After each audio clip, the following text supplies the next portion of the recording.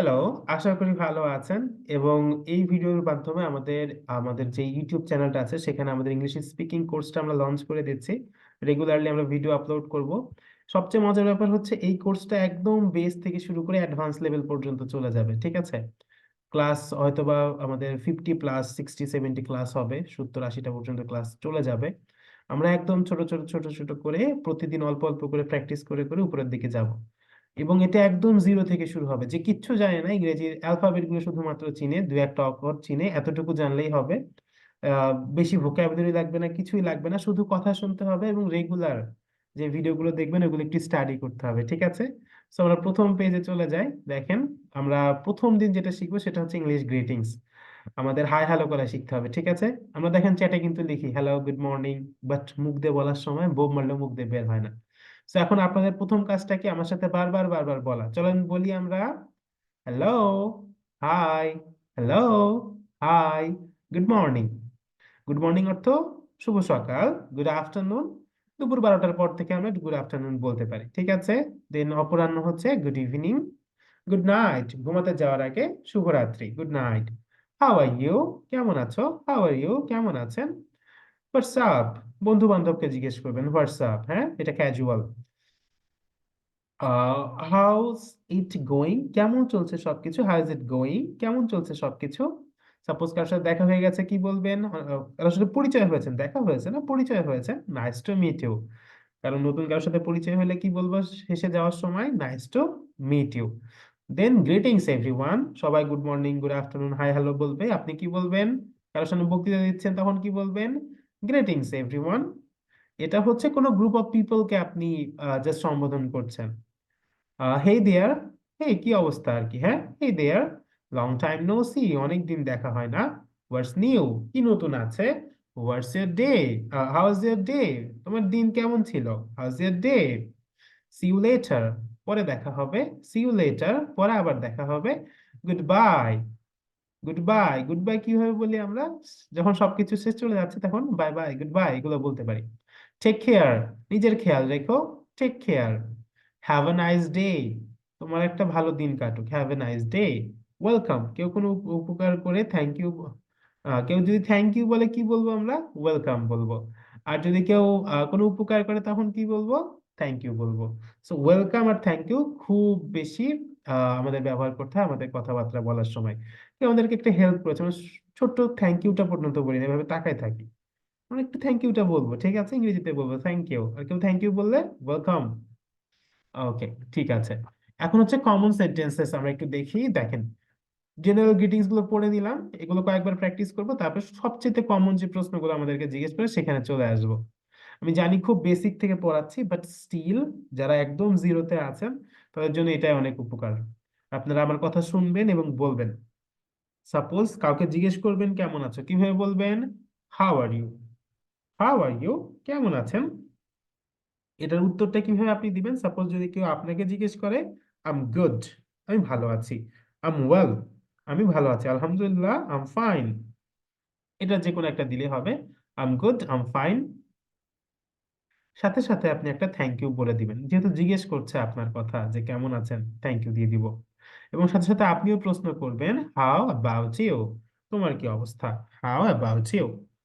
দেন কারণ নাম জানতে চাইলে কিভাবে প্রশ্ন করতে হয়, হোয়াটস ইউর নেম। কেউ যদি আপনার নাম জিজ্ঞেস করে তাহলে কি বলবেন? My name's, my name is এর সাথে my name's Shahanur Rahman, my name's Kazi Sajan. Where are you from? I'm from Dhaka, Bangladesh. I'm from Kustia. I'm from Canada. ওকে, কোথায় কোথায় থাকেন আপনি, হ্যাঁ ওয়্যার আর ইউ ফ্রম, আপনি কোথা থেকে এসেছেন। বা আপনার বাসা কোথায়, এটা জিজ্ঞেস করার জন্য কিভাবে জিজ্ঞেস করবে, হোয়ার আর ইউ ফ্রম। ওকে, এখানে কিন্তু সবচেয়ে কমন গুলো নিচ্ছি আমরা। What do you do for a living, তুমি বেঁচে থাকার জন্য কি করো। মূলত এটা হচ্ছে আপনার আহ, মানে আপনার অকুপেশনটা, হ্যাঁ আপনার কাজটা। What do you do for a living, I am am a teacher, am a doctor, am a policeman. Okay, তুমি বেঁচে থাকার জন্য কি করো, অকুপেশনটা আমরা বলছি। How old are you, am 8 years old. How old are you? I'm 8 years old. I'm 18 years old. I'm 28 years old. ঠিক আছে, how old are you? তারপরে কি আছে আমরা একটু দেখি তো। Question, can you help me, তুমি কি আমাকে সহযোগিতা করতে পারবে, ক্যান ইউ হেল্প মি। উত্তর কি দিবেন, of course I'd be happy to help, of course I'd be happy to help. Then what's the time, সময়টা কত, হোয়াটস দ্য টাইম, সময়টা কত। ইটস, সময়টা বলে দিবেন, যদি 9, 10 যেটা বাজে ওইটা বলে দিবেন। সময়টা কত, হোয়াটস দ্য টাইম, উত্তর কি হবে, ইট ইজ বা ইটস 9 o'clock, 10 o'clock, 9 p.m., যেটা বলেন আপনি।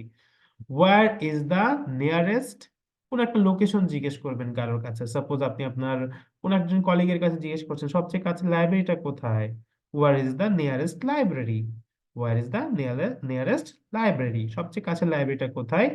You can find it just outside the building, তুমি এটা জাস্ট বিল্ডিং এর বাইরে পাবা, জাস্ট আউটসাইড দ্য অফিস, অফিসের বাইরেই পাবা। ঠিক আছে, এরকম করে আপনি লোকেশনটা দেওয়ার চেষ্টা করতে পারেন, অথবা অ্যাটলিস্ট লোকেশনটা জিজ্ঞেস করার আপনি এটুকু মনে রাখতে পারেন।